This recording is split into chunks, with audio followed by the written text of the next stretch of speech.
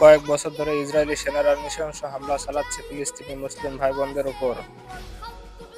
যে হামলায় মারা যাচ্ছে হাজার হাজার মুসলিম ভাই ও বোনেরা, তার সাথে বাদ যাচ্ছে না ছোট ছোট বাচ্চারাও। এখন তাদের চেহারার দিকে তাকালে বোঝা যাচ্ছে যে তারা কতটা অসহায়। এদিকে ইসরায়েলি সেনাদের উপর একটি ঘটে গেল তুলকালাম ঘটনা। হঠাৎ করে একটি বনবিড়াল ইসরায়েলি সেনাদের উপর হামলা করেছে।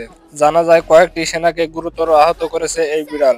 বিড়ালটিকে আটক করা হয়েছে এবং তদন্তের জন্য মেডিকেলে পাঠানো হয়েছে। চলুন জেনে আসি বিস্তারিত তথ্য।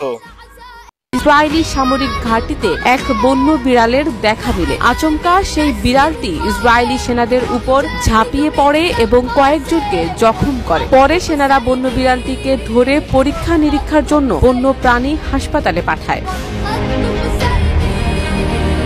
কর্তৃপক্ষ এখনো নিশ্চিত করতে পারেনি কেন বিড়ালটি এমন আচরণ করল। ধারণা করা হচ্ছে সামরিক ঘাঁটির কাছাকাছি থাকার কারণে এটি উত্তেজিত হয়ে পড়ে। এদিকে সামাজিক যোগাযোগ মাধ্যমে এই ঘটনা নিয়ে মিশ্র প্রতিক্রিয়া দেখা যাচ্ছে। কেউ কেউ মজা করে বলছেন এটি এক ফিলিস্তিনি যোদ্ধা, যেন পশুরাও ইসরায়েলি নিপীড়নের বিরুদ্ধে প্রতিরোধে নেমেছে।